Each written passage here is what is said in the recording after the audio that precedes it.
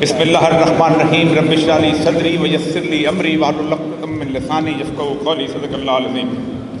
جناب اعتزاز حاصل صاحب، معزز خواتین و حضرات، میں یہ مجلہ دیکھ رہا تھا، اس میں میرے بارے میں ایک لفظ لکھا ہوا ہے، He was arrested on 13th May 2013.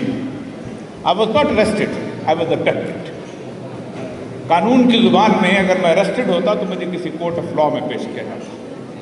Abduction اور arrest کے درمیان اب فرق ختم ہو گیا ہے۔ مجھے جو موضوع دیا گیا ہے وہ موضوع ہے سورینٹی اللہ سبحانہ و تعالیٰ کی اور اس کے حوالے سے آئین کے اندر دیے گئے تحفظات۔ قرآن پاک کے مطالعے میں تمام پیغمبروں کی بنیادی طور پر دو ذمہ داریاں دی گئی ہیں۔ سب سے پہلی دو ذمہ داریاں، اس کے بعد باقی ساری چیزیں آتی ہیں۔ سیدنا موسیٰ علیہ السلام کو جب اللہ تبارک و تعالیٰ نے فرعون کے دربار میں بھیجا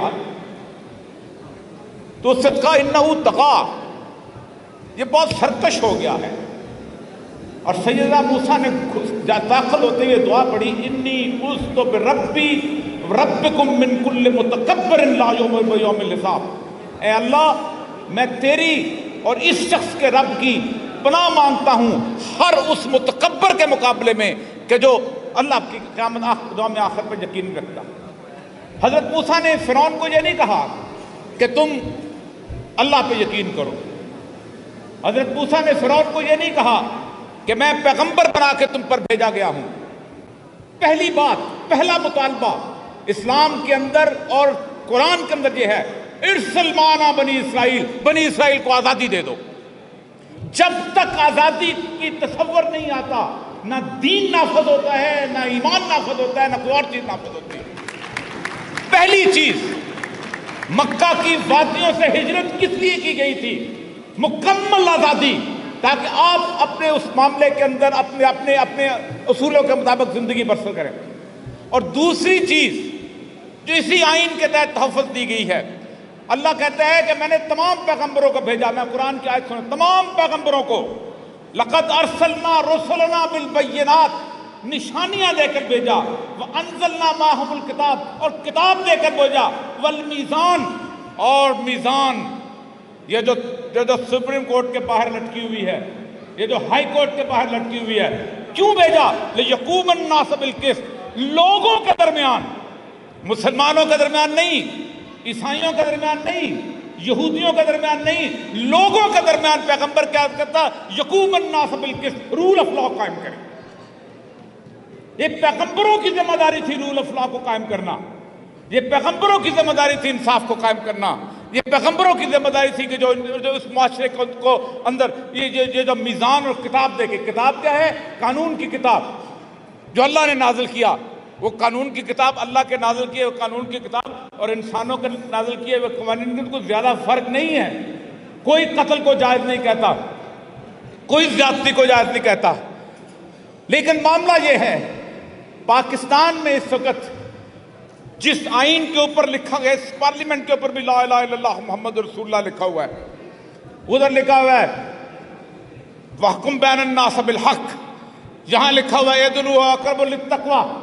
ان قرآن کی آیات کے لکھنے کے باوجود معاملہ یہ ہے کہ اس دور کے اندر، گزشتہ 1.5 سال کے اندر جو کیفیت گزری ہے، اس کیفیت کے اندر نہ اس وقت رول آف لاء ہے اور نہ مکمل آزادی ہے۔ یہ وہ پیغمبرانہ مشن کون ادا کرے گا؟ یہ آپ لوگوں پر اللہ ذمہ داری نکالتا ہے۔ وَكَذَلِكَ جَعَلْنَاكُمْ أُمَّةً وَسَطًا لِتَكُونُوا شُهَدَاءَ عَلَى النَّاسِ وَيَكُونَ الرَّسُولُ عَلَيْكُمْ شَهِيدًا۔ ہم نے تمہیں ذمہ داری دی ہے، بالکل ویسی ذمہ داری جیسی ہم نے پیغمبر کو دی تھی کہ تم پر گواہی دے۔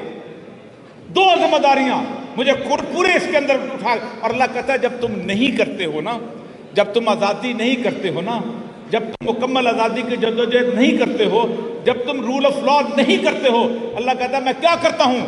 لباس الجوع والخوف، میں تمہیں بھوک اور خوف کا لباس پہنا دیتا ہوں۔ کیا ہم نے بھوک اور خوف کا لباس نہیں پہنا ہوا؟ کیا ہم زندگی کے اندر وہ اس کیفیت کے اندر نہیں ہے کہ جس کو اللہ بیان کرتا ہے قرآن کے اندر کہ کہ ہم ان کو ایسی کیفیت کے معیشتاً زنکا، ایک ایسی کیفیت میں کہیں گے کہ ان کی گزران مشکل کر دیں گے. وہ زندہ رہنا چاہیں گے نہیں رہیں گے. وہ ان کے پاس پیسہ ہوگا، دولت ہوگی، لیکن اس کے بعد ان کے لیے سہولیات جو ہیں بیمانی ہو کر رہ جائیں گے، گزران مشکل کر دیں گے. وَإِنَّهُ لَمَعِيشَةٌ ضَنْكَ. تو اب مسئلہ سارا یہ ہے، بھول ہے ان سارے لوگوں کی کہ جو اس کائنات کا پہیہ الٹا کرتے ہیں. میری عمر 68 سال کے قریب ہے. دنیا کی تمام تاریخ اٹھائیں اور پاکستان کی 2 موومنٹس اٹھا رکھیں. جب کبھی موومنٹ اٹھی ہے ہمیشہ پریس پر پابندی ہوئی، اس کے درمیان اٹھی. ایوب خان کے خلاف موومنٹ اٹھی، پریس اس کے پاس، اخباریں اس کے پاس، ریڈیو اس کے پاس، ٹی وی اس کے پاس. لیکن ہم بچے تھے جب ایوب کتا ہائے ہائے پوری گلی میں ہوتا تھا. ایوب خان کو پوچھا تم نے چھوڑا کیسے؟ اس نے کہا میں اپنے گھر میں بیٹھا ہوا تھا تو یہ میرے دونوں پوتے جو تھے اچانک ایک جھنڈا سا اٹھا کے تقریر کر رہے تھے، نعرہ لگا رہے تھے ایوب کتا ہائے ہائے. یہ ہوتی ہے پبلک سپورٹ. 77 تمام لوگ جیل میں تھے، تمام لوگ. مجھے یاد ہے اعتزاز صاحب اس وقت اس گورنمنٹ کو چھوڑ کے واقعی رول آف لا کے لیے باہر نکلے تھے.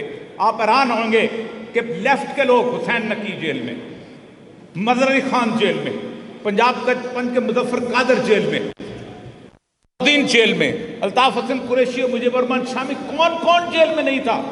تمام پریس اس کے ساتھ تھا. لیکن 77 کے جو لوگ لاہور کے شاہد ہیں انہوں نے وہ جلوس دیکھے ہوئے ہیں کہ جنہوں نے تختہ الٹ کے رکھ دیا تھا. آپ کیا سمجھتے ہیں دنیا میں ریولوشن جو ہے وہ پریس کے ذریعے آتے ہیں؟ پورے کے پورے 1917 کے اندر جب ریولوشن آیا ہے اس کا بولشوک ریولوشن، تو سائیکلو سٹائل مشین کے اوپر وہ کاغذات گھماتے ہوتے تھے، وہ لے کے جاتے ہوتے تھے.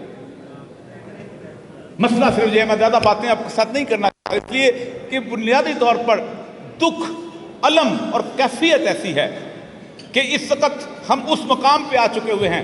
انقلاب کے اور تبدیلی کے جو مورخین ہیں، جو ان کے ماہرین ہیں، وہ کہتے ہیں کہ ہر معاشرے کا ایک ٹپنگ پوائنٹ ہوتا ہے، ایک قوت برداشت کی حد ہوتی ہے.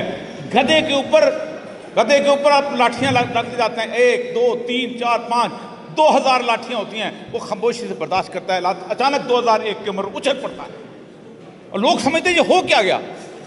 جو اقتدار میں بیٹھے ہوئے لوگ ہوتے ہیں وہ عوام کو غبارہ سمجھتے ہیں، غبارے کی طرح پھونک بھرتے جاتے ہیں، غبارہ لمبا ہوتا جاتا ہے، ایک دن ان کے منہ پہ پھٹ جاتا ہے. اس مملکت خداداد پاکستان میں لوگوں کی قوت برداشت بہت ہے. لیکن میں نے یہ دیکھا ہے جس دن ہم نے 9 اپریل 77 کو سہیل شامی کی لاش اٹھائی تھی، اس کے بعد ہمیں یاد ہے کہ کیا کیا صورتحال ہوئی تھی اور کیسے چیزیں بدلی تھی. کوئی راستہ نہیں نکلا تھا. یاد رکھو جو لوگ تاریخ سے سبق نہیں لیتے وہ ہمیشہ ایسے ہوتے ہیں. آخر میں ایک بات بتاؤں کر کے اجازت چاہوں گا.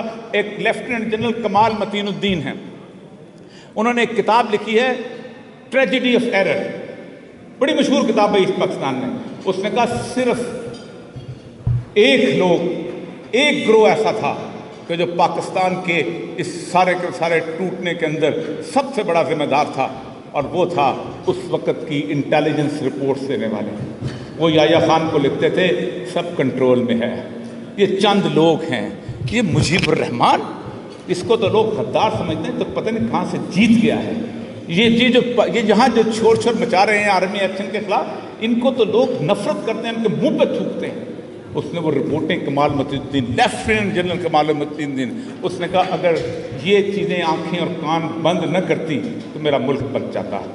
آج بھی 32 سال میں نے گزارے ہیں ان لوگوں کے ساتھ، آج بھی آنکھیں اور کان بند کرنے والے موجود نہ ہوں تو میرا ملک بچ سکتا ہے. وآخر دعوانا الحمدللہ.